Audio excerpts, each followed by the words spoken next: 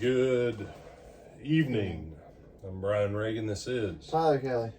And tonight we are in Esther 5, 9 through, 14. So Haman went out that day, joyful and with a glad heart. But when Haman saw Mordecai in the king's gate, and that he did not stand or tremble before him, he was filled with indignation against Mordecai.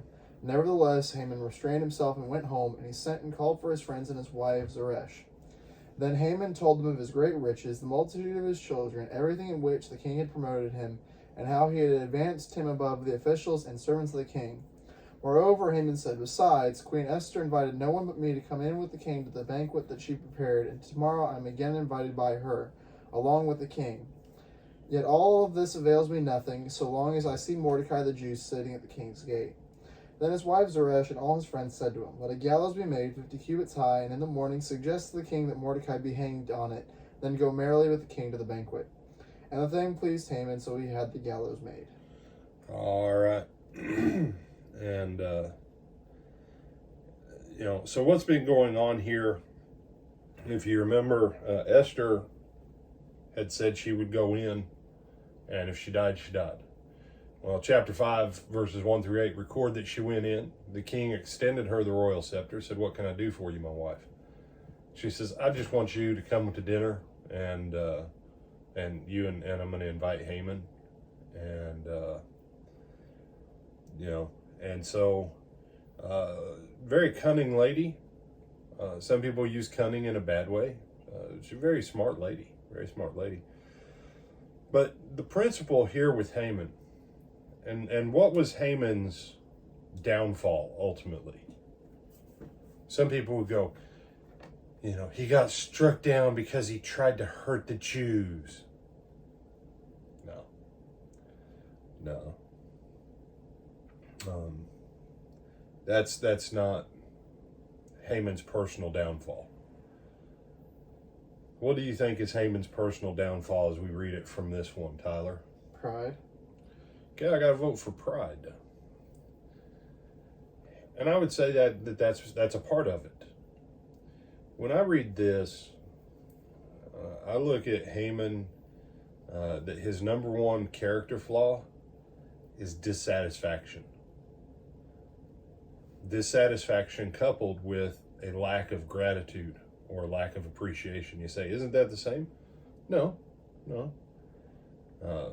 You can be dissatisfied in a good way and still be thankful and appreciative. Haman, he's had the best night of his life. The queen served him dinner with the king in her personal chambers. Okay, because this is America and we have fake reality TV shows that show us husband and wives in their bedrooms and stuff. We're like, whatever. As a rule in ancient times, the only man who got to see a queen's bedroom other than the king was the eunuch. And if you know how they made eunuchs back in the day, they didn't make them the same way that they make bulls into steers. No, they clipped off half of the person's parts. And so they were like, yeah, you can be around all the women you want now. So that was the only person who could ever see a queen's chamber. So Haman being allowed that level of access, he's got the right comprehension of how awesome his life is. But then what does he say? It all means nothing as long as I see that Mordecai is still alive and doesn't bow down and lick my shoes. Dude, seriously? Seriously? That one thing has driven Haman nuts all through this book.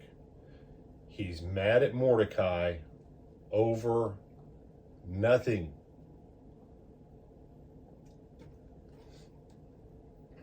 And so his wife and his friends say, then build some gallows 50 foot high.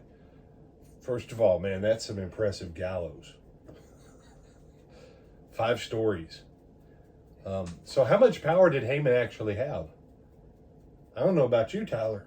Right now, I can't call and say, I need a tractor trailer load of lumber because I need to build a 5-story structure before tomorrow morning. I don't have the manpower on hand or the access to just call a lumber yard and go, send me a load of lumber right now. Haman does.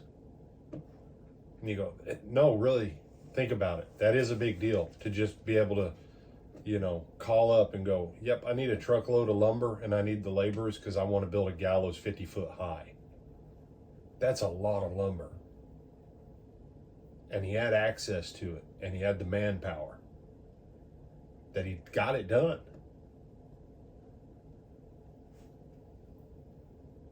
All of that stuff working to his favor.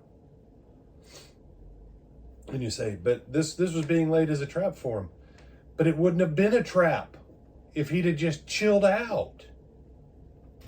Yeah, because you know where the story ends, you're trying to skip on me. But where it sits right now, if he just would have been chill, if he'd have just been chill,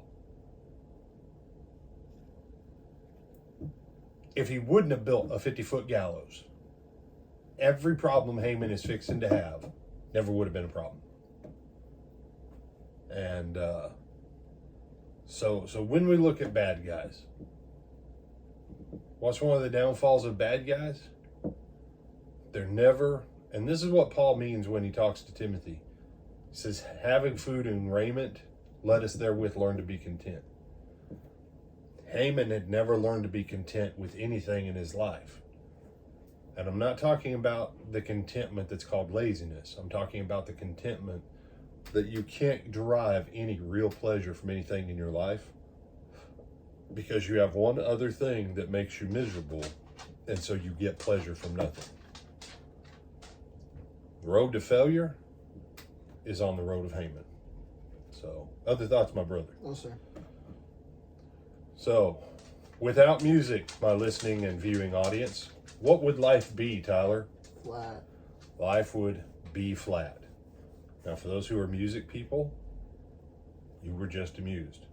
For those of you who are not music people, find a music person and say, what would life without music be like?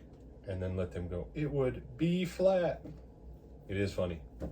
So with that humor and Tyler's t-shirt, we bid you A good night. a good night. See you in the morning.